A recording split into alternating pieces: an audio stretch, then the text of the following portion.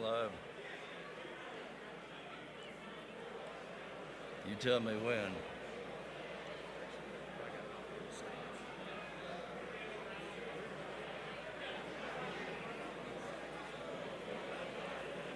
I'm going to tell you when it's time to go, then I'm going to wait like 1 second so I can get out of it.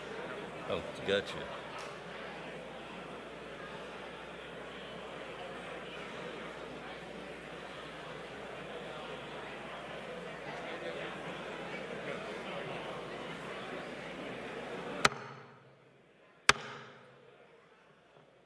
Mr. Sergeant at Arms, invite the members in and close the doors.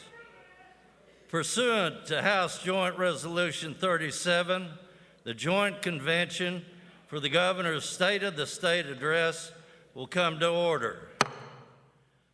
Mr. Speaker Sexton. Thank you, Lieutenant Governor McNally. Senator Johnson, you are recognized. Thank you, Mr. President. I move to dispense with the call of the roll of the Senate without objection. That's your line. Sorry. I know I'm new, sir. I know I'm new. Without objection, the roll call of the Senate is dispensed with. Leader Lamberth, you are recognized. Thank you, Mr. President Sexton. I move to dispense with the roll call of the House of Representatives. Without objection, the roll call of the House of Representatives is dispensed with. Members of the General Assembly, let's give a resounding welcome to the 50th Governor of the great state of Tennessee, the Honorable Bill Lee.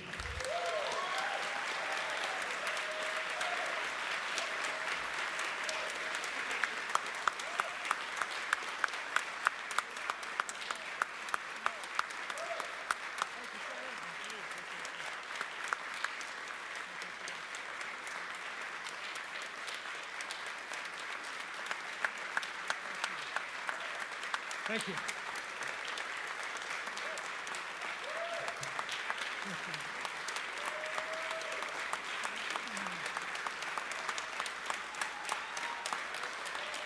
Thank you. Thank you. Thank you.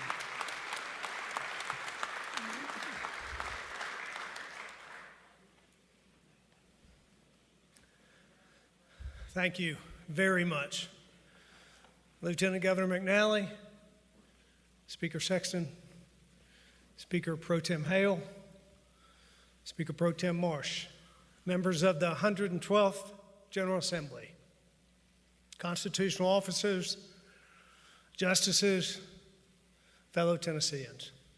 I'd also like to acknowledge the First Lady who is in the audience tonight.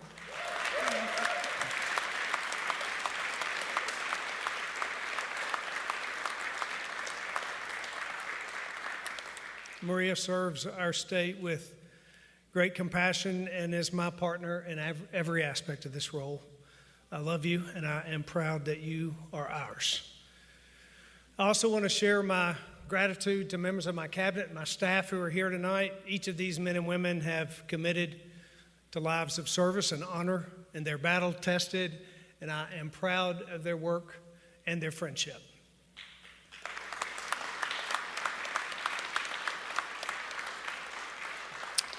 Members of the General Assembly, as unusual as this setting is for a State of the State, let me say that it is good to be here in person. That's right.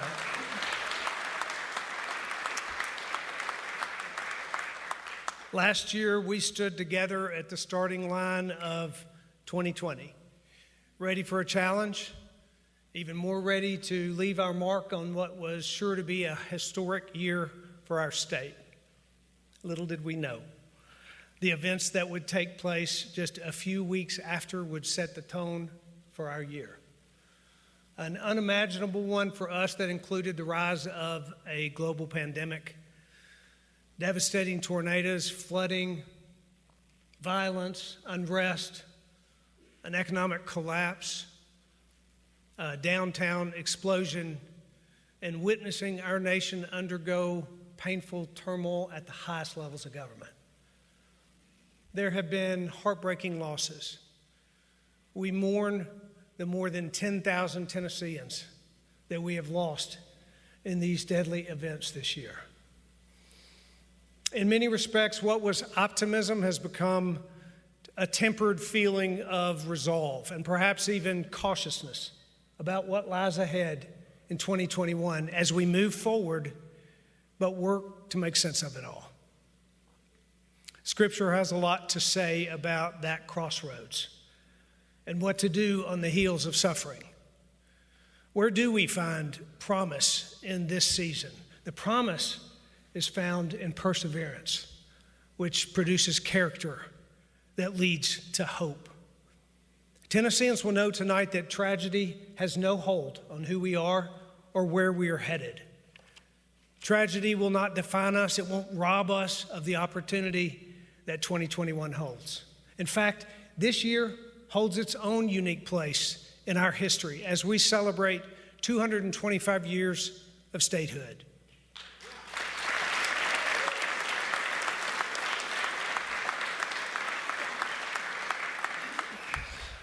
Since 1796, our state has been the portrait of perseverance and character and hope because of everyday heroes, ordinary Tennesseans who are more than constituents. They are the strength of our state and the lifeblood of our country. From early settlers, the farmers and factory workers and teachers and tradesmen and doctors and pastors, we will celebrate that since 1796, the ordinary has made us extraordinary. And remember that generations before us haven't just weathered, but excelled in the cycle of perseverance, character, and faith. I will once again travel to all 95 counties to reach the unsung people and places that make our state who she is. We'll do events in every county in Tennessee to celebrate the 225th anniversary, and I hope every Tennessean can join us at one of them.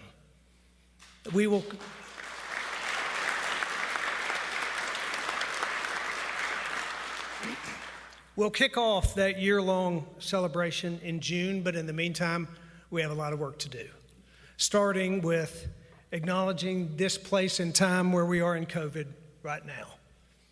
It will soon be part of our 225-year history, and I want you to know where our response stands now and how Tennessee can beat this once and for all. Across the world, this pandemic has exposed that when the government feels unprepared, it's natural to have the temptation to think that growing the size of government and reaching for the nearest mandate will save everything, but not in Tennessee. The worldwide data on government success is mixed, but in Tennessee, our approach has been consistent. Maintain local control wherever possible. Rely on people.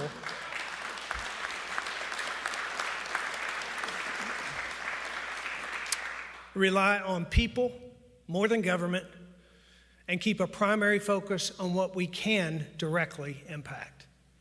We chose a prudent structure in our unified command group and merged the role of public health, the National Guard, and our emergency management response. We built a strong infrastructure to deliver vaccines and tests directly into communities.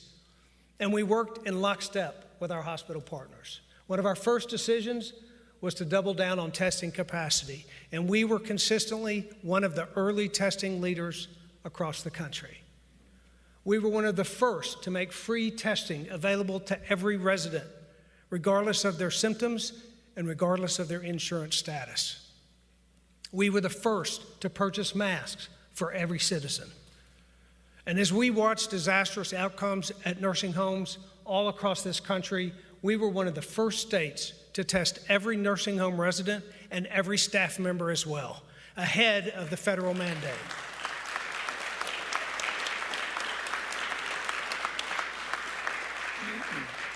And this decision paid off, as Tennessee had a lower fatality rate, a much lower rate than the country as a whole in long-term care facilities. And that fatality rate is not just a statistic. It equates to hundreds of lives saved, thanks to the swift work of state and local government and of long-term care facilities and nursing homes across the state. Protecting the vulnerable has enabled us to continue the most critical functions of our society, including educating our kids.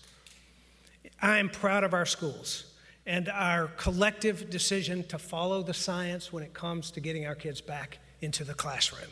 As of today, 146 of 147 of our districts have in-person option for students.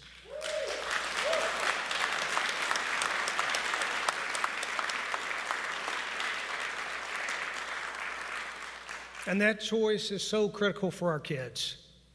We were the first state to send monthly deliveries of PPE to teachers and classrooms. And more importantly of all, after 2 months of the commencement of vaccine distribution in America, Tennessee is leading again. We have consistently been in the top 10 for vaccine distribution nationally, and we expect that to continue in the weeks and months ahead. And good news doesn't always get noticed, but our vaccine distribution plan was recognized by the former CDC Director Redfield as the most medically sound and practical plan in the country.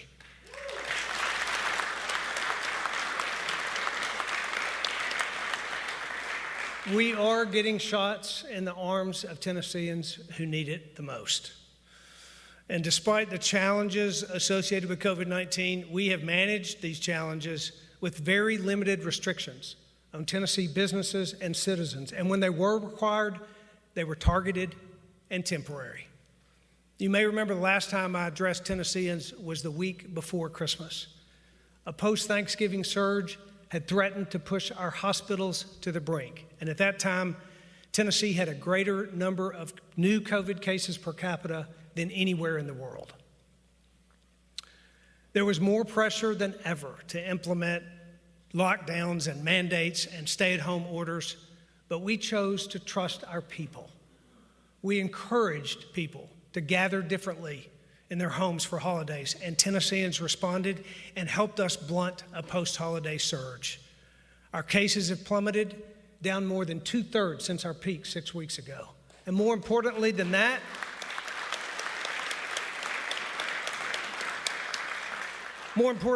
our hospitalization numbers have sharply declined as COVID cases in hospitals have dropped more than 60% since our peak. And we have had this success thanks to the people of our state and the brave service of our healthcare workers. So I want to say directly to them, thank you.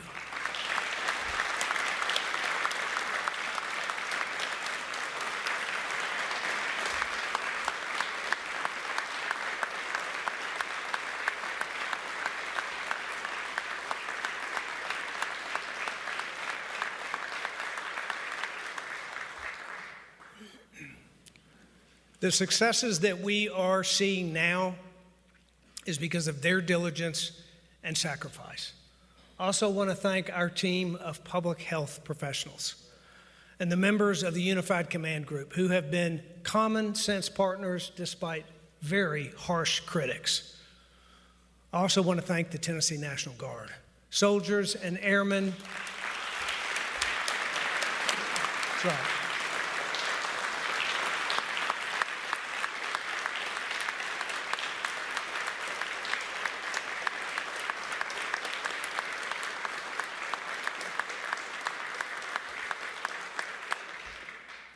Soldiers and airmen have been the face of service through natural disasters and through this pandemic, and we are so grateful to these men and women who stand at the ready for our state. Deregulation has been one of the most single important functions in our pandemic response. One critical role of our executive orders has been to make it easier to do business amid the pandemic. Increasing the availability of telemedicine services, delaying driver's license renewals, allowing for transparent virtual meetings for local governments. Just a few examples of that deregulation. Our ability to deregulate and pivot quickly has saved lives. Another critical role of our executive orders has been to access needed federal dollars, hundreds of millions of dollars in emergency funding that relies on state of emergency declaration. And one last thing on this subject of executive orders that's very important to me.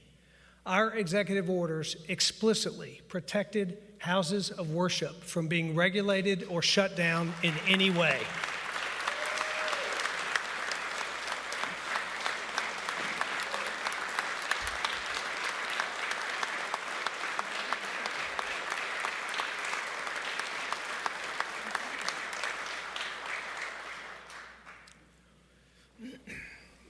Our response has been effective, and as cases have dropped, many sectors of our economy are roaring. In fact, many segments of our economy are more prosperous than they were this time last year. In the worst of the economic phase of our pandemic, our unemployment climbed to 15.5%. Today, it's at 6.4%. We created the Tennessee Talent Exchange, which connected unemployed workers with jobs. Our workforce participation rate has improved drastically over the past year. It's better today than it was before the pandemic.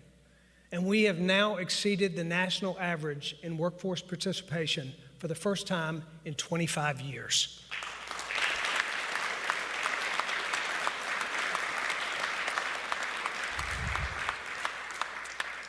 But some of our industries are struggling, and we have spent long hours and hundreds of millions of dollars to help Tennesseans keep their businesses. In June 2020, the Tennessee Business Relief Program was launched. A total of $200 million in business relief payments has been distributed to over 27,000 small businesses in Tennessee. In October of 2020, the Supplemental Employer Recovery Grant, or SURGE program, was established. $125 million of the coronavirus relief funds has been reserved for this program, and to date, $30 million has been distributed in grant funding to 1,300 businesses. A strong economy means many things for Tennesseans, and one of them is low taxes and fiscal stability for their government. A recent report shows that Tennessee is one of only 7 states to have positive economic growth since April of 2020, when much of our economy was shut down. 1 of 7.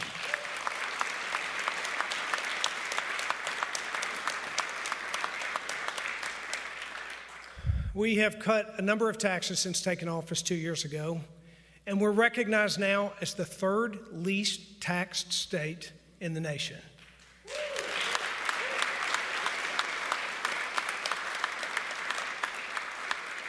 And you are to be congratulated for that. I thank the General Assembly and the constitutional officers for that accomplishment. Comptroller Wilson and Treasurer Lillard have been fierce guardians of our strong fiscal position. I especially want to thank Justin Wilson for his years of service.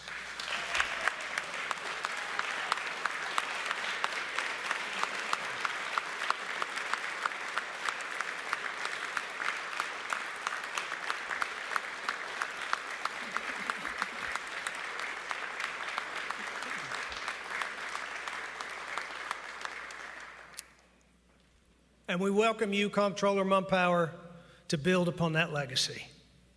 Likewise, our fiscal stability and management have again won high praise even this year, when many states are dealing with budget crises on top of other challenges.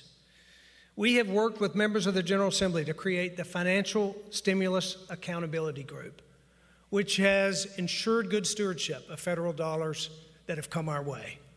This group has been both a bipartisan effort and a fully transparent effort to ensure that it's open to the public and to the press.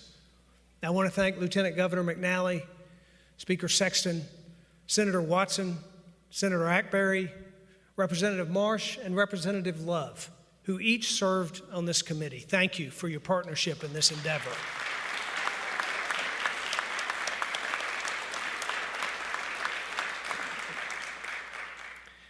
We've taken a fiscally conservative approach throughout this past year, maintaining strong reserves and budgeting for conservative growth rates. Indeed, our budget is strong, and the differences are stark when you compare our state's conservative budget to states with very different approaches. But a strong budget isn't just about bragging rights. A strong budget allows us to be good stewards of what the taxpayers have entrusted to us. Those of us who have run a business know that deferring maintenance is a bad idea always, and therefore we've ignored this temptation to put off these projects in the midst of economic uncertainty. In this year's budget, we're proposing the largest capital maintenance budget in our state's history. More than $900 million in capital improvements and maintenance on both state buildings and higher education campuses.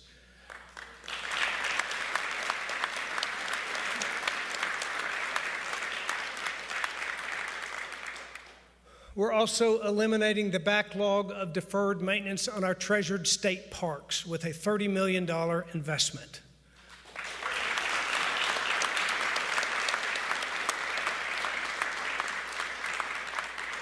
Addressing maintenance is the fiscally responsible thing to do. We're also meeting other important obligations in our budget. We will fully fund the BEP funding formula and the THEC outcomes-based formula, ensuring that our students are put in the best position possible to recover from the pandemic.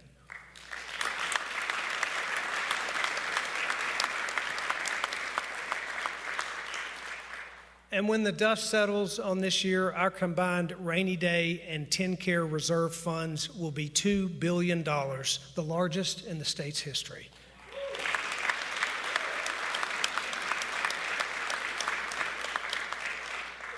We proactively used our state's federal relief dollars to ensure the solvency of our unemployment trust fund, which would minimize the tax burden on employees and encourage hiring. As a result, while over half of the states in this country have lost more than 75% of their trust fund value, Tennessee enters 2021 fully solvent at the lowest employer tax rate.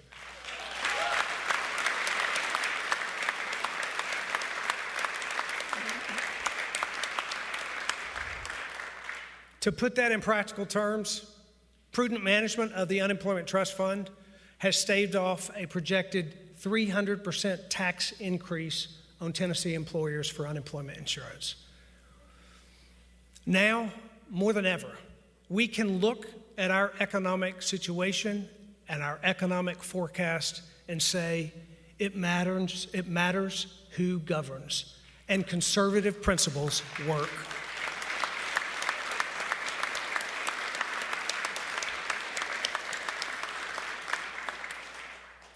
Our budget situation allows us to stand up here after a very challenging year and recommend a number of bold proposals for your consideration.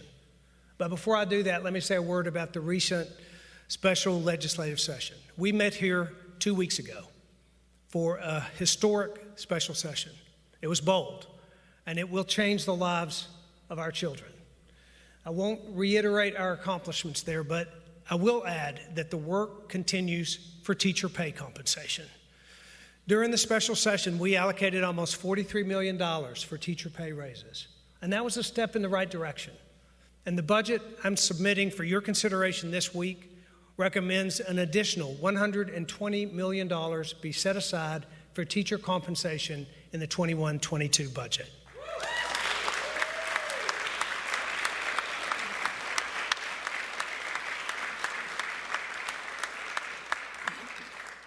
This year has already brought other historic successes as well. After a year and a half of negotiating, Tennessee recently became the first state in history to receive a Medicaid block grant waiver from the federal government.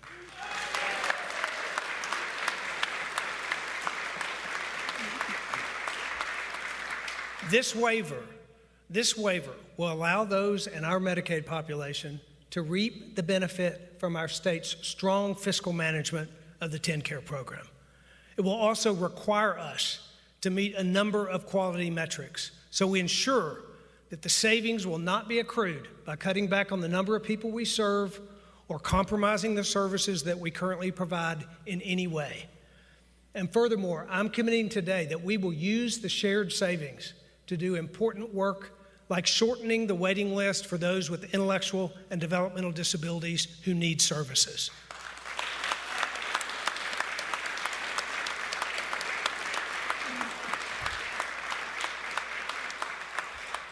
And let me be clear, if partisan attacks that call for this block grant to be rescinded prevail, the state will not get those shared savings dollars that we plan to use to improve health care for vulnerable Tennesseans. This block grant is a big deal, and I'm proud of it, but it's not all that we're doing in healthcare across Tennessee. My budget proposal includes $6.5 million to extend postpartum coverage to all women receiving TennCare benefits from 60 days to 12 months, to increase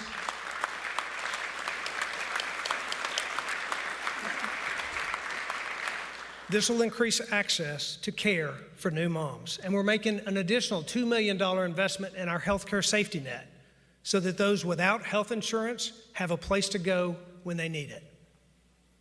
We're also adding $6.5 million to our mental health safety net, which will be focused on providing services for school-aged children struggling with mental health issues.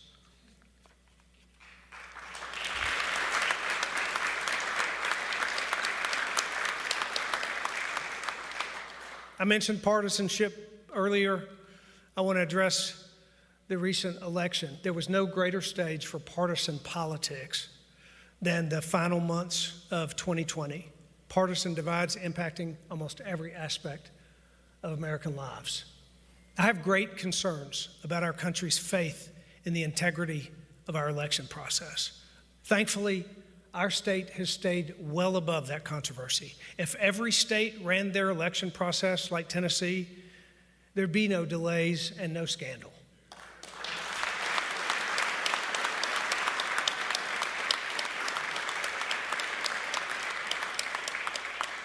And I want to thank Secretary Hargett for your leadership to ensure that Tennessee elections do have integrity and that we do our part to protect the democratic process.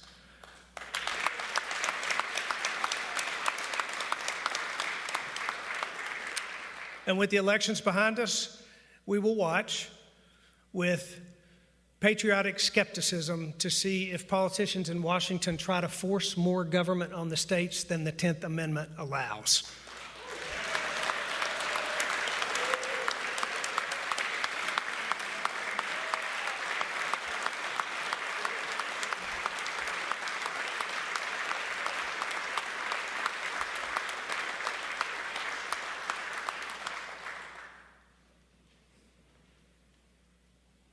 Tennessee knows what we need a lot better than the federal government does.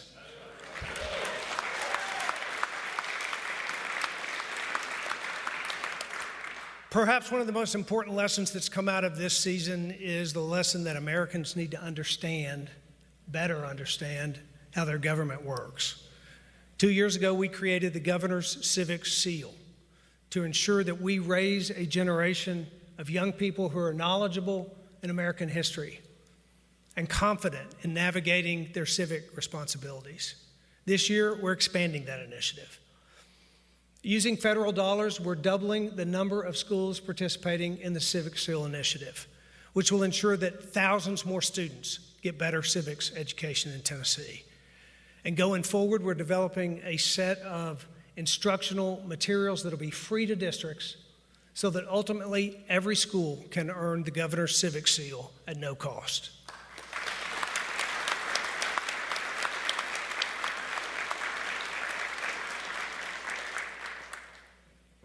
As we look to the regular session that you will begin tomorrow, we have conservative proposals for your consideration that'll reduce crime, get our economy back up to speed, especially in rural Tennessee, and support strong families. Our proposals honor the individual, yet benefit the state as a whole, and they leave us well positioned for the recovery that's already begun all across our state. As you all know, rural Tennessee is very close to my heart, and making it stronger is a major priority for my administration.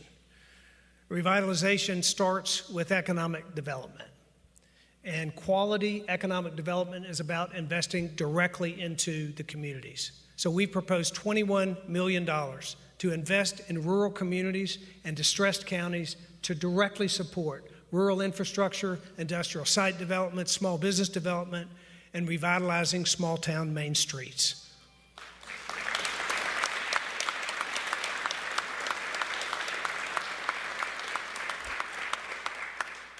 And whether it's running a small business or accessing virtual learning or accessing healthcare, via telemedicine. Slow internet speeds have many in Tennessee left at a disadvantage. I've proposed record investments in broadband since becoming a governor, and I'm grateful for this legislature's support on that issue, but I'm ready for us to solve this issue once and for all. A significant one-time investment combined with significant private investment will get broadband to just about every community in Tennessee, and tonight, that's exactly what I'm proposing.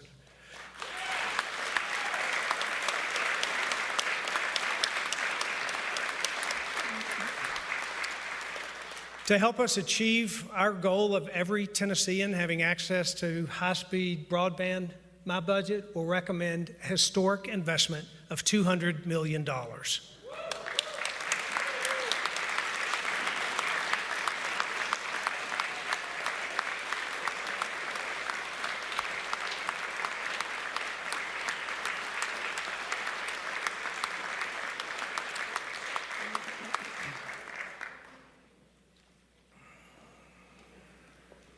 Broadband expansion is important to improve educational outcomes, and we are doing that in other ways as well.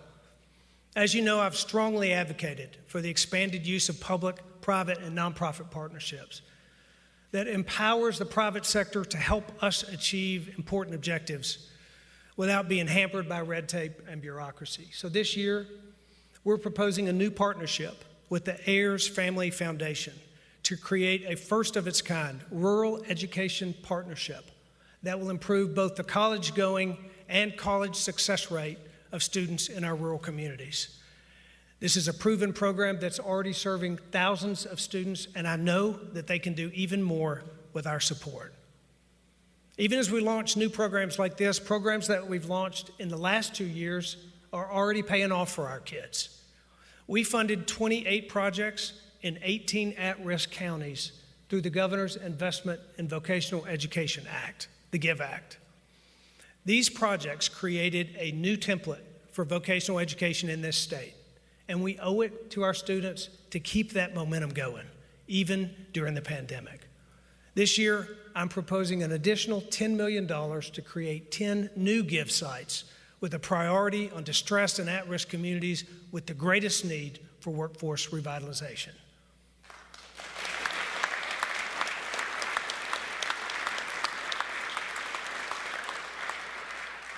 Last year, the Future Workforce Initiative that I proposed and you enacted trained more than 200 teachers in STEM CTE programs, expanded access to AP computer science courses by 75%. Apprenticeship Tennessee is our statewide initiative to advance apprenticeship opportunities for employers in every part of the state. It's working. We have, right now, the highest number of Tennessee apprentices in a decade. That is grassroots workforce development, and it's starting in our classrooms. While we've strengthened specific aspects of rural education, we've invested in our urban centers as well. More than $20 million in federal grants will largely support added tutoring and technology for students in our urban centers. The reason that we place so much focus on education is because students should be prepared for productive lives, not just the latest standardized test.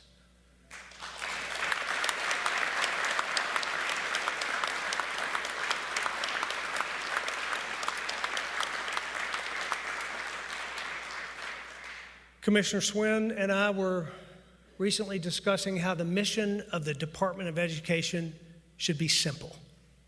Students should be prepared for life beyond the classroom. Our education policy impacts our kids today, but other policies dictate what sort of state our children will inherit tomorrow.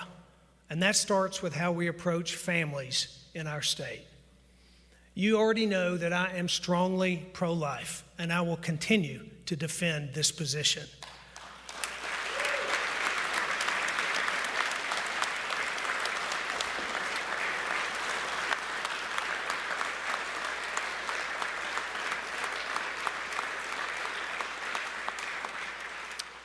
Last year, I stood before you and presented one of the most aggressive pro-life bills in the country, and that bill passed, and it was an important day for our state and certainly a memorable one for me. But being pro-life isn't just about defending the unborn. And we must also think about how to use our passion for this issue to improve the lives of struggling families. My administration is preparing a number of new initiatives that we'll announce throughout the year that will make Tennessee a national leader in foster care and adoption.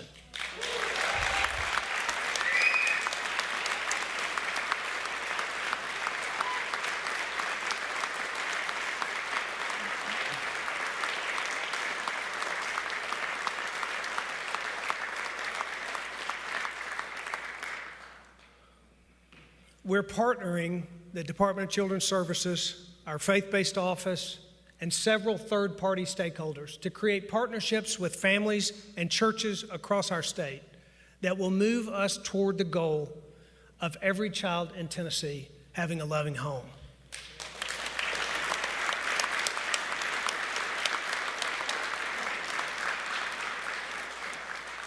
No doubt that one of our goals must be fewer broken families, but there are things that we can do to make the foster and adoption system work better when families do break up.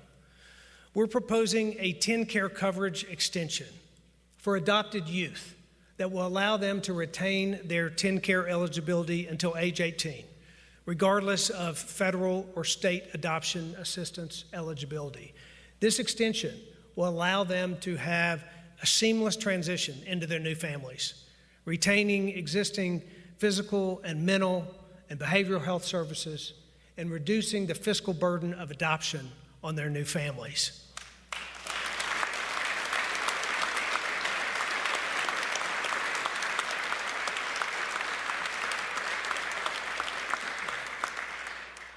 Another key part of our efforts to support children and families is within the Governor's Office of Faith-Based and Community Initiatives. Among other successes this last year, the Faith-Based Office played an important role in engaging our local faith communities to help connect people with employment opportunities. But as we've seen over the past year, there are times when Tennessee families need an extra hand to make ends meet. We have an opportunity to deploy resources and help those families by modernizing the more than $700 million in our temporary assistance for needy families funding.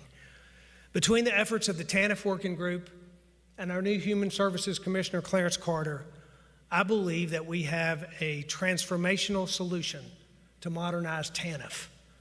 Our proposals provide families a pathway to prosperity, while enhancing protections against fraud and waste and abuse, by incentivizing education and apprenticeships, and increasing the allotment amount for working families, and improving stakeholder engagement, all while strengthening the program's integrity. Tennessee families also deserve safe neighborhoods, and I will again bring forward legislation that will help to accomplish that. You've heard me say many times that we have to be tough on crime and smart on crime. This legislation will look familiar to you. It was moving through committee last year when we had to set it aside for our COVID-19 response. In addition to that legislation, we've included $4.7 million for additional day reporting centers and evidence-based programming for community supervision. This approach will ensure that reentry to society is done in the safest and most effective way possible for those who were formerly incarcerated. Safe neighborhoods require well-supported and well-trained law enforcement as well.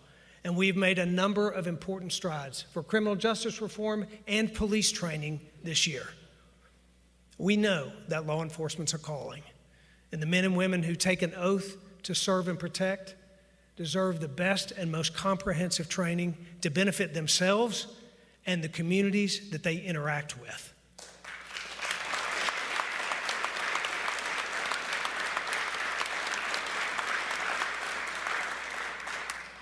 We've improved training standards and paid for almost 100 cadets to attend improved law enforcement training at no cost to their local communities. We've added a new class of state troopers and 20 new TBI field agents. I think we can all agree that our law enforcement officials in our state have done an incredible job of protecting and serving the people of Tennessee.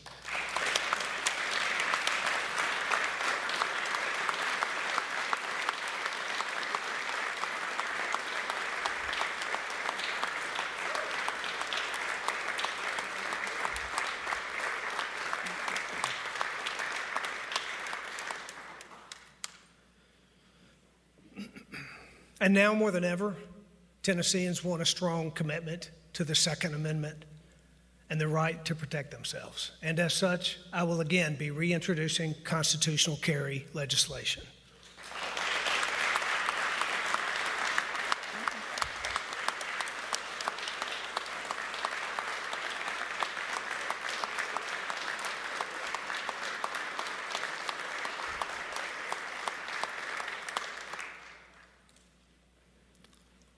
Besides all these legislative proposals, I'd like to mention a few additional budget priorities before I close.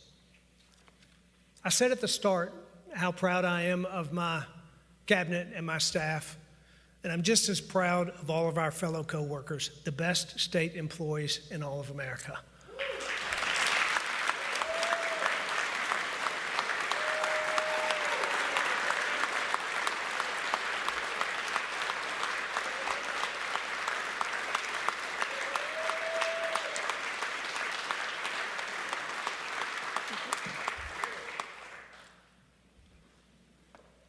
As with teachers, my budget recommends a 4% raise for state employees as well.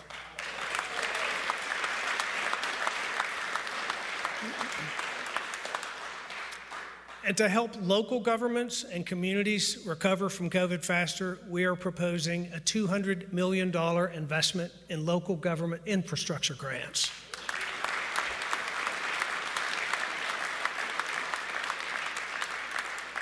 This funding will assist local governments with public safety projects, upgrades to utility systems and IT projects, capital maintenance projects, such as road improvements and new school construction and school renovations. We've worked for months to develop a budget for your consideration, one that is fiscally conservative, developed with a responsible attitude of stewardship of the hard-earned dollars of Tennessee taxpayers. This has been a very long and challenging year for our nation and for our state. There has been tragic loss of life and loss of incomes and loss of learning for our kids. In many respects, one of the most difficult years in recent history. But I've learned over my 61 years of life that God is a redeemer. He takes what is tragic and he makes it transformational. There are things that we never would have known, insights that we never would have been awakened to. Through times of trial, we become more purposeful, we become more resolute. We see things more clearly. We act with more intention. And we have a greater opportunity, more than ever, to seize the moment and shape the future. To see the needs of our neighbors around us, every single one of them, and to commit to serving them. Tennesseans, transformation will define us, not tragedy. And the state of our state is indeed hopeful. And I thank you for the honor that I have been given to serve alongside each one of you, this state and her people. I still believe, and I always will believe, in Tennessee. May God bless you, each one, and may God bless the great state of Tennessee. Thank you.